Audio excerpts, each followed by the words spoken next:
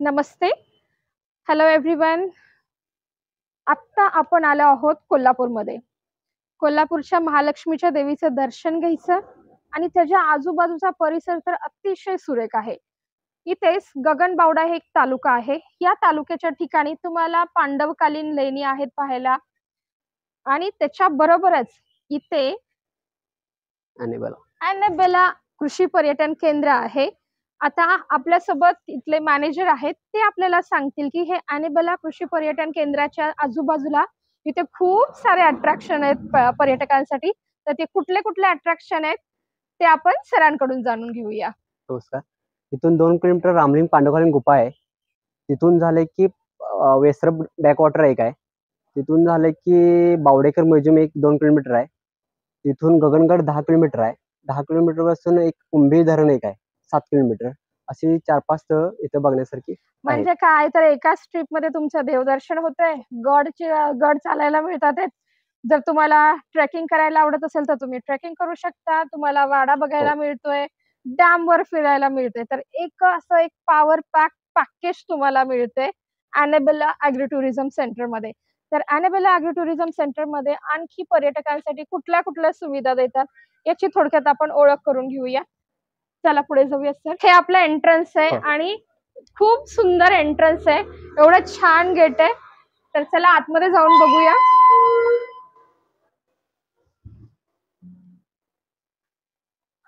ह्या एंट्रन्स मध्ये ही एंट्री करताना एकतर मेन कोल्हापूरची स्पेशालिटी कोल्हापुरी चप्पल लावलेली आहे आणि त्याच्यानंतर इथे थोडे गेम्स आहेत पर्यटकांसाठी.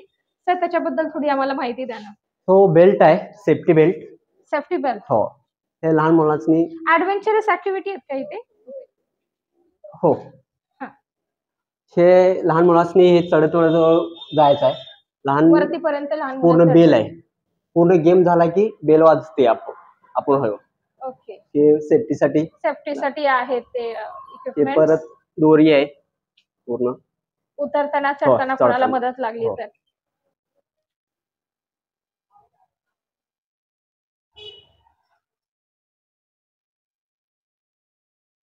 हे दगडांचं स्टॅच्यू बघताय, अगदी नॅचरल आहे. आणि पुढे जाऊन लॉन, इथं बैठक व्यवस्था आहे. इथे पर्यटकांना तुम्ही जेवणाचा नाश्त्याची सोय केली जाते. लहान मुलांना वरती बसण्यासाठी मचान पण आहे वरती बसण्यासाठी. आणि पुढे झोका, इकडे पण अगदी वापरलेल्या टायर्स एक. याच्याबद्दल काय सांगता येईल सर तुम्हाला? ती पूर्ण काचमध्ये हे रूम ओपन करू. हो, इथून सांगू शकता. ह्या रूम बद्दल हे पण सांगा सर.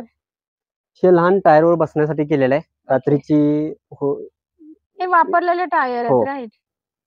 आणि पुढे जाऊन हे खूप छान टेंट टाइप आहे. टेंटच आहे. हो. ही वेगळ्या पद्धतीची रूम एक आहे. वा, सुंदर. अशा किती टेंट आहेत आपल्याकडे? हे अशामध्ये एक आहे. प्रत्येक रूम सेपरेट आहेत. प्रत्येक रूम सेपरेट आहे. काचेची टेंट. लहान मुलांसाठी झोपण्यासाठी केलेले. लहान मुलं वरती झोपू शकतात. अटॅच टॉयलेट बाथरूम, अशा 2 टेंट आहेत. आणि स्विमिंग पूल.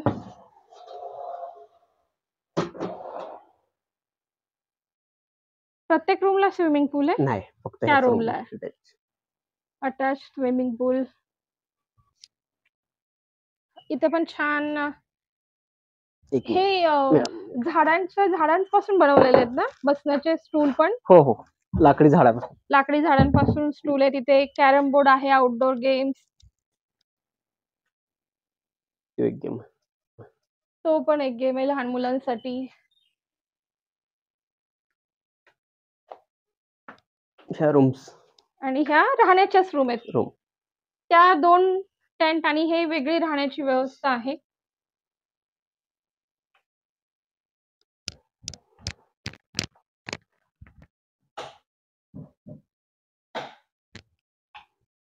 छान. इथे किती पर्यटक एका वेळी, त्याची कॅपॅसिटी किती आहे? इथं 8 जण बसू शकतात. 8 जणांची कॅपॅसिटी आहे. 2 bedroom, attach toilet, bathroom, bathtub, bathtub आणि इथे show hall. Hall. So on an average इथे आरामामध्ये 2-3 फॅमिली बसू शकतात.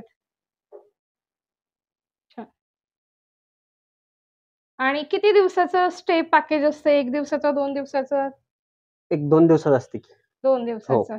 आणि पर डे चार्जेस किती आहेत सर? ₹950. ₹950. त्यामध्ये 2 टाइम जेवण, ओके. चहा, नाश्ता आणि 24 तास राहणं. 24 तास राहणं. इथे अजून एक पर्यटकांसाठीच रूम आहे. 3 लोकांसाठी 3 लोकांची कॅपॅसिटी आहे. Attach attach bathroom. Toilet, bathroom, electricity, water supply 24 hours आहे. बाथरूमचं मॅडम जरा हे वेगळं आहे. अटॅच टीव्ही वगैरे. आणि हा मल्टीपर्पज हॉल. हो. इथे वेगवेगळ्या ऍक्टिव्हिटी होत असतील. अटॅच बेडरूम आहे. ह्या हॉलची कॅपॅसिटी किती आहे? इथे 2 जणांनाच देते, ओके. कपलला वगैरे. कपलसाठी आहे हे.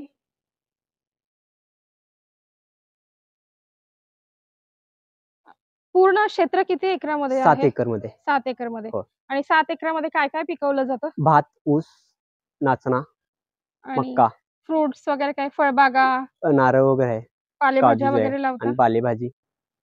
पालेभाज्याही हो. लावताय. छान.